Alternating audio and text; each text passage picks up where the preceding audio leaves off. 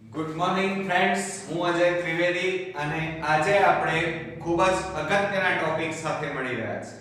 મિત્રો, ગુજરાતી વિષયની અંદર સૌથી વધારે માર્ક્સ મેળવવા હોય તો વિભાગ ડી તમારો કમ્પ્લીટ હોવો જોઈએ, બરોબર મિત્રો? અને વિભાગ ડી માં તમારા વધારે માર્ક્સ કપાવવાની શક્યતા પણ ખૂબ જ વધારે છે અને એટલા માટે વિભાગ ડી માં જે મોસ્ટ ઇમ્પોર્ટન્ટ નિબંધ હોય એના વિડિયો હું તમને બનાવીને પહોંચાડી રહ્યો છું। અત્યારે હાલની પરિસ્થિતિ પ્રમાણે આપણી માટે ખૂબ જ અગત્યનો નિબંધ છે અને એ છે 21મી સદીમાં આપણું જે ભારત પ્રવેશી રહ્યું છે અને એ ભારત સામે કયા પડકારો છે એની આજે આપણે વાત કરવાની છે, બરોબર મિત્રો? તો આપણે શરૂ કરીએ। 21મી સદીમાં પ્રવેશતા ભારત સામે પડકારો। મિત્રો, આમ તો તમારી પાસે નિબંધમાળાઓ તો ઘણી બધી હોય, તમે નિબંધમાળામાંથી જોઈને પણ લખી શકો, પરંતુ મોટા ભાગના સ્ટુડન્ટ્સો નિબંધમાળામાંથી જ નિબંધો તૈયાર કરતા હોય છે।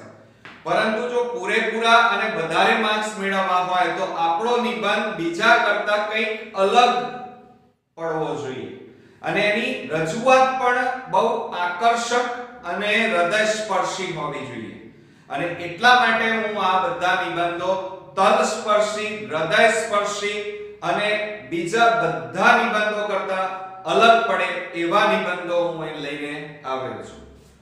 તો જો અહીંયા ભારતનો ભૂતકાળની વાત કરીએ તો ત્યાંથી શરૂઆત કરવાની, ભૂતકાળથી।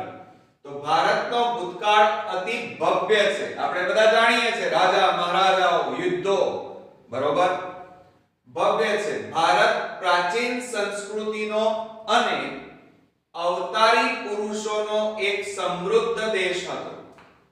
આપણે જાણીએ છીએ કે મહાન રાજાઓ, મહાન ઋષિઓ, મહાન સંતો, રામાયણ, મહાભારત, ગીતા, કુરાન, બાઇબલ, આ બધી જ વસ્તુઓ આપણા ભારત દેશની અંદર મહાન બની ચૂકી છે અને એટલા માટે સંસ્કૃતિઓનો દેશ તરીકે ઓળખાય છે। આપણે જાણીએ છીએ કે આપણો દેશ પહેલા રાજાઓના સમયની અંદર જે પહેલા રાજ કોણ કરતું? રજપૂતો કરતા મિત્રો। પ્રાણ જાય પર વચન ન જાય। તો રાજપૂત રાજાઓના અંદરના ઝઘડાના કારણે એ વખતે અંગ્રેજો 150 વર્ષ ભારતમાં શાસન કરી ગયા। આપણામાં અંગ્રેજોએ ભાગલા પાડો અને રાજ કરો આ નીતિથી રાજાઓને અંદર ઝઘડાવી અને અંગ્રેજોએ આપણા ભારત દેશ ઉપર 150 વર્ષ રાજ કર્યો અને આપણા ભારત દેશને મિત્રો લૂંટ્યું, બરોબર? ગાંધીજીના હિંસક આંદોલનથી અંગ્રેજોને ભારત છોડવાની ફરજ પડી ગઈ। ભારત 15 ઓગસ્ટ 1947 ના દિવસે ભારત આપણો અંગ્રેજોની ગુલામીમાંથી આઝાદ થયો। આઝાદ થયેલા ભારત પાસે પરિસ્થિતિ હતી કે અંગ્રેજોએ તો બધું સાફ કરી નાખ્યું હતું આપણા ભારતમાં અને જ્યારે ગાંધીજીએ આવા બધા આંદોલનો કર્યા અને સાથે સાથે મહાન નેતાઓએ પોતાના બલિદાનો આપ્યા, જેમ કે આપણે જાણીએ છીએ કે શહીદ ભગતસિંહ, તાત્યા ટોપે, આ બધા જ લોકોએ, આંદોલનકારીઓએ, મિત્રોએ એ વખતે ભારતને આઝાદ કરવામાં મહત્વનો ફાળો આપ્યો અને જ્યારે ભારત આઝાદ થયું ત્યારે ભારતની સામે અનેક પડકારો હતા, જેવા કે ગરીબી હતી, કારણ કે બધું અંગ્રેજો લૂંટીને લઈ ગયા હતા, એટલે ગરીબી, બેકારી, નિરક્ષરતા એટલે પહેલા ભણવાનું એટલું મહત્વ નહોતું ને કોઈએ આપણને ભણવા પણ નહોતા દીધા, બરોબર? નાત જાતના એ વખતે ભેદભાવ હતા, બરોબર? દેશી રજવાડાને ભારત સંઘમાં જોડવા વગેરે અનેક સમસ્યાઓનું નિરાકરણ કરવાનું હતું। તે વખતના પ્રામાણિક રાજકીય નેતાઓએ આ પ્રશ્નોના નિરાકરણ માટે ઘણા સક્રિય પ્રયત્નો કર્યા હતા। આઝાદી પછી ઔદ્યોગિક એટલે કે ઉદ્યોગો, ખેતીવાડી, શિક્ષણ અને આરોગ્ય એટલે દવાખાના વગેરે ક્ષેત્રે દેશના ઝડપી વિકાસ થવા માંડ્યો એટલે કે થયો છે। સમાજમાંથી નાત જાતના ભેદભાવ પણ ઓછા થયા છે, કારણ કે શિક્ષણના કારણે સમજણ આવી પબ્લિકમાં, બરોબર. ગામડાઓની પરિસ્થિતિ સુધરી, કાચા માર્ગો હતા ત્યાં મોટા ભાગે પાકા રસ્તાઓ તૈયાર થયા અને તેથી વાહન વ્યવહારની પરિસ્થિતિ બદલાઈ. પહેલા ગાડાઓ હતા, ઊંટલારીઓ હતી, ઘોડા હતા અને ત્યાર પછી વાહન વ્યવહારની વ્યવસ્થા સગવડો વધી. મોટા ભાગના ગામડાઓમાં પહેલા લાઈટ નહોતી, બરોબર, વીજળી નહોતી, પરંતુ આઝાદ ભારત થયા પછી ત્યાં મોટા ભાગે વીજકરણ એટલે કે લાઈટ પહોંચી. ગામ લોકો આધુનિક સુખ સગવડો એટલે કે લાઈટ, પંખા, ટેલિવિઝન, ફ્રીજ વગેરે, તે ઉપરાંત પહેલા પાણી માટે બળદનો, પિયત માટે, ખેતીવાડી માટે બળદનો ઉપયોગ કરતા, ત્યારબાદ મોટરો આવી, ટ્રેક્ટરો આવ્યા વગેરે સુખ સગવડો ભોગવવા લાગ્યા છે. દેશનો અનેક ક્ષેત્રે ઝડપી વિકાસ થયો છે, પરંતુ 21મી સદીમાં પ્રવેશેલા ભારતે અનેક પડકારોનો સામનો હજી કરવાનો બાકી છે. દેશના ઝડપી વિકાસનું અવરોધક બળ અને એ છે વસ્તી વધારો. ભારત વસ્તી વધારામાં મોખરેનું સ્થાન ધરાવે છે. ચીન પછી ભારત એ બીજા નંબરે છે અને આવનાર સમયમાં વસ્તી વધારામાં ભારત સૌથી મોખરે સ્થાન ઉપર હશે અને આ વસ્તી વધારો એ મોટા ભાગે આપણા ભારત દેશમાં મોટો પડકાર છે. આઝાદી વખતે 36 કરોડની વસ્તી હતી આપણી ભારતની. આજે તે વધીને 120 કરોડ ઉપર પહોંચી ગઈ છે. તેની સાથે હવે જેમ વસ્તી વધે એમ અનાજ, રહેઠાણ, રહેવા માટે ઘર, બેકારી એટલે કે નોકરી, ધંધો, રોજગાર, બરોબર, ગરીબી, કારણ કે જેટલી વસ્તી વધે એટલા સામે રહેઠાણો હોવા જોઈએ, રોજગાર હોવા જોઈએ, એટલા ઉદ્યોગો હોવા જોઈએ, એવું કામ હોવું જોઈએ, એ આપણા ત્યાં નહોતું, જેના કારણે ગરીબી અને સાથે સાથે ઉત્પાદન પણ એટલું હોવું જોઈએ અને એના કારણે મોંઘવારીની સમસ્યાઓ પણ માથાના દુખાવા જેવી બની ગઈ છે. વાહનો અને કારખાનાના ધુમાડા તથા ઘોંઘાટથી, કારણ કે વસ્તી વધી એટલે લોકોની જરૂરિયાતો વધી, ઉદ્યોગો વધ્યા, વાહનો વધ્યા, વાહન વ્યવહાર વધ્યો, જેના કારણે મોટા ભાગે અહીંયા આ બધાનો બેફામ ઉપયોગ થવાના કારણે હવા અને હવાનું પ્રદૂષણ સાથે સાથે ધ્વનિનું પ્રદૂષણ પણ ખૂબ જ વધ્યું.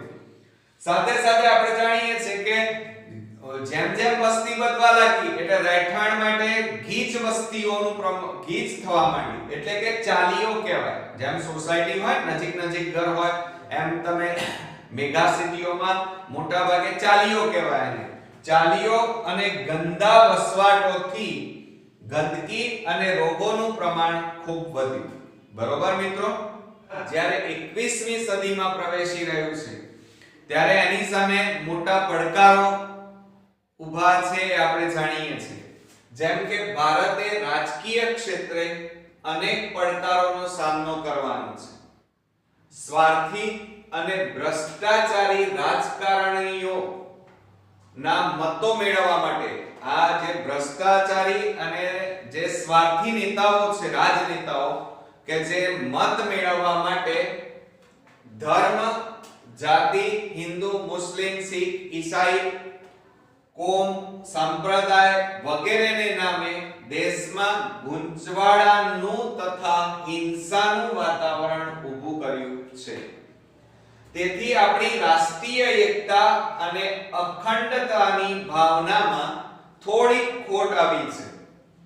અને અત્યારે આપણે જાણીએ છીએ કે અત્યારે ભારત દેશમાં બીજો એક અગત્યનો મુદ્દો છે આતંકવાદ, માફિયાગીરી, બરોબર, કાશ્મીરનો પ્રશ્ન વગેરે સમસ્યાઓ પણ દેશની પ્રગતિમાં મોટા ભાગે અડચણ રૂપ બની છે. બરોબર, પાકિસ્તાન સાથે સતત આપણે જાણીએ છીએ રોજ ટીવી પરિસ્થિતિમાં આવે છે કે પાકિસ્તાન એની હરકતોથી, એની ગુંડાગર્દીથી કહીએ અથવા આતંકવાદીઓને મોટા ભાગે ત્યાં ઉછેરા છે ને આપણા ત્યાં મોકલ કરી અને આપણા ઘણા જવાનો રોજના રોજ શહીદ થતા હોય છે.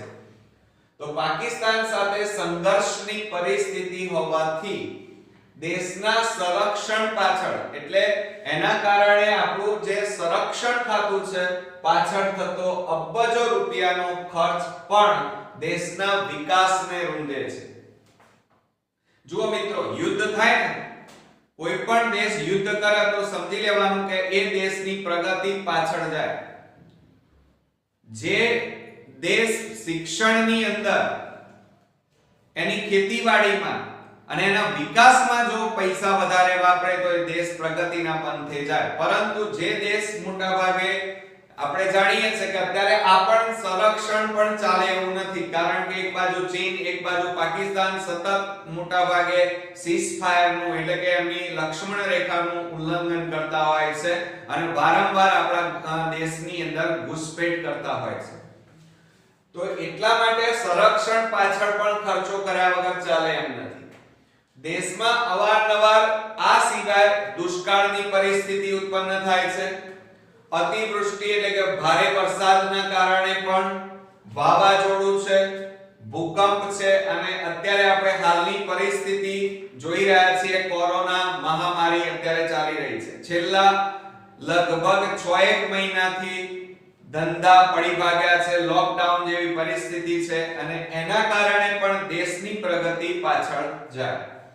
ભારત રમત ગમતના ક્ષેત્રે પણ ઘણું પાછળ છે. આપણે જાણીએ છીએ કે ક્રિકેટ સિવાય હોકી અને કબડ્ડી, આ 3 રમતો જ આપણા ભારત દેશની અંદર મોખરે છે. આ સિવાય મોટા ભાગે બીજી બધી જે રમતો છે એની અંદર ભારત ઘણું પાછળ છે. બાળ મજૂરીનું પ્રમાણ પણ ચિંતાજનક છે, કારણ કે આપણે જાણીએ છીએ કે બેકારી, ભૂખમરો, આ બધા પરિબળો ખૂબ જવાબદાર છે. અને બીજો છે મુખ્ય કારણ વસ્તી વધારો. વસ્તીનું નિયંત્રણ આપણા ભારત દેશમાં નથી, જેના કારણેની પ્રગતિ મોટા ભાગે સતત રૂંધાઈ રહી છે. ભારતમાં જુદા જુદા ક્ષેત્રના ઘણા બધા વિદ્વાનો ભારતમાં સંતોષજનક કામ અને વળતર ન મળતા પરદેશ જાય છે. હવે બીજું એક કારણ એ છે કે આપણી યુવા પેઢી ભણી ગણી અને માસ્ટરમાઇન્ડ હોય છે. આપણે ઘણા ડોક્ટરો, એન્જિનિયરો આઈઆઈટી માંથી મોટા ભાગે બહાર પડતા હોય છે, ઘણા વૈજ્ઞાનિકો બને છે, ઘણા ખેલાડીઓ. આ બધા એમને ભારત દેશમાં પૂરતું વળતર ન મળવાના કારણે એ લોકો આપણો દેશ છોડી અને વિદેશોમાં વધારે વળતર અને સુવિધાઓ મળતી હોવાના કારણે એ લોકો ત્યાં જતા રહે છે. એટલે ત્યાંના દેશના આપણી બુદ્ધિનો ઉપયોગ એ લોકો કરી નાખે છે અને આપણા દેશને લાભ મળતો નથી. આમ પરદેશ ચાલ્યા જતા બુદ્ધિધન એટલે મોટા ભાગે અત્યારે કોઈ પણ સ્ટુડન્ટને પૂછો ભણીને ક્યાં જવું છે તો કે ફોરેન જતા રહેવું. કેમ?